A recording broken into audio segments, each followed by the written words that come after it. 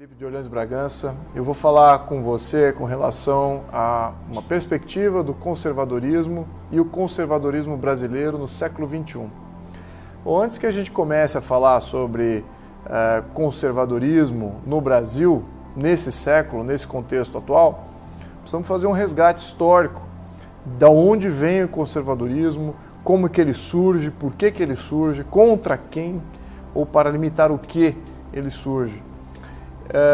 Então, quando a gente entra nessa temática, a gente tem que ver que o conservadorismo depende de outras variáveis, outras ideias que eram predominantes lá atrás, mais de 200 anos atrás, 200, 300 anos atrás. O que estava acontecendo na Europa, e o foco não era Brasil, claro, era foco europeu.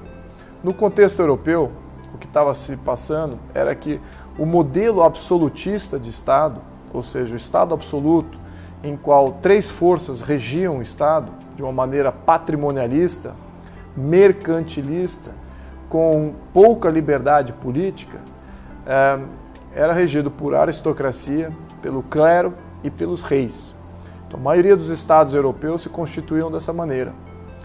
Este modelo já estava em franca decadência, em função da expansão do comércio mundial, em função das grandes navegações e expansão do comércio mundial.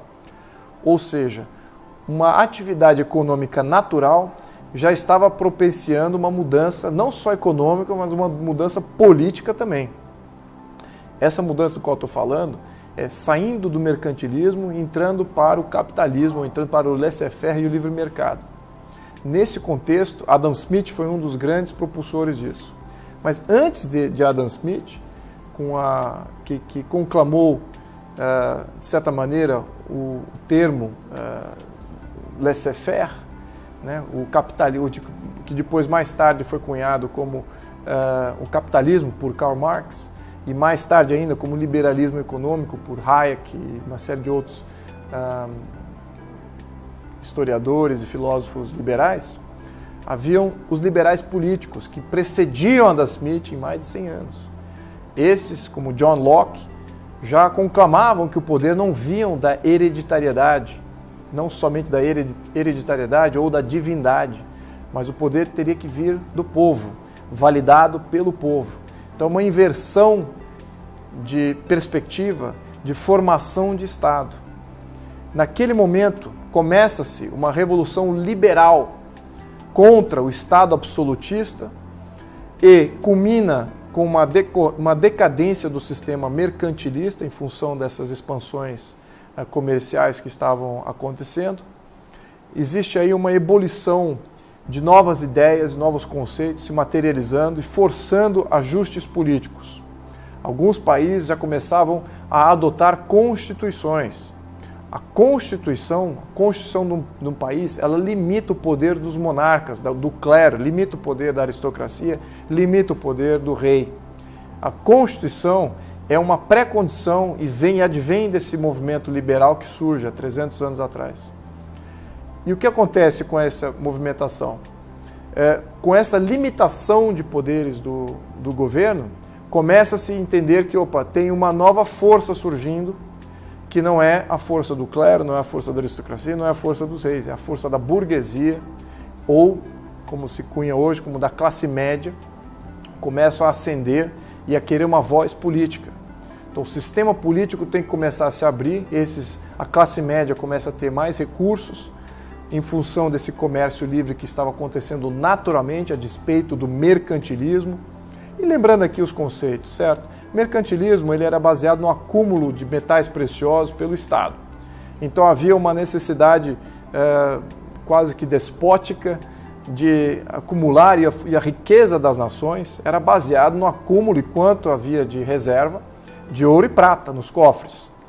Aí, nesse contexto, exatamente aí, durante as revoluções liberais, né, começou com a Revolução Política Liberal, e aí mais tarde Adam Smith cunha a sua obra Riqueza das Nações, surge então o laissez-faire, um capitalismo mesmo em conceito. E então muda-se a perspectiva do que é o valor das nações. Passa a ser de uma conceituação baseada em quanto capital, ou seja, quanto ouro e prata está acumulado pelo Estado, e passa a se conceber a nação como o volume de trocas livres que existem entre os cidadãos que habitam dentro de um contexto de nação-estado. Então, a riqueza de uma nação-estado agora passa a ser o volume de trocas livres, que já estava acontecendo a despeito do mercantilismo. O mercantilismo não conseguia exercer controle total em todas essas trocas. Então, o que aconteceu? Então, de fato, existia um mercado negro aí que estava em franca expansão e criando muita riqueza. Foi aí que esses conceitos são levados à tona em algumas outras revoluções muito importantes que pontuam um novo modelo de Estado, que é o Estado liberal.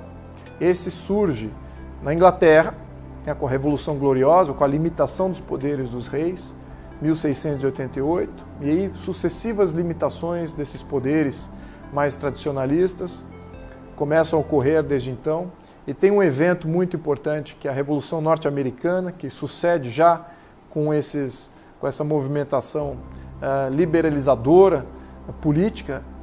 Primeiro uma liberalização política, certo? Em termos de revolução liberal. E temos aí a Constituição norte-americana, que pontua e que organiza o Estado de uma forma liberal, ou seja, limitando os poderes. Qualquer poder público é agora totalmente limitado por Constituição. Não existe mais poder arbitrário. Não existe mais o patrimonialismo, que era típico de um Estado absolutista.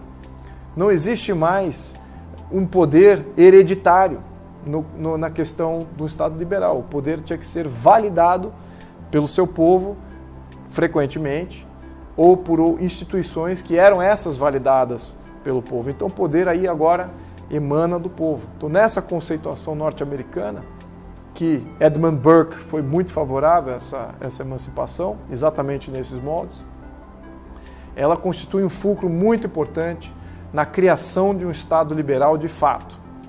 Então, neste conceito de Estado liberal, um pouco mais tarde da Revolução Norte-Americana, aí acontece um abuso do que um erro sistêmico ou um erro ideológico do liberalismo e desses conceitos liberais, que foi a Revolução Francesa. Aí sim houve talvez uma extrapolação dos conceitos liberais, um excesso, um abuso daquilo que seria os conceitos liberais.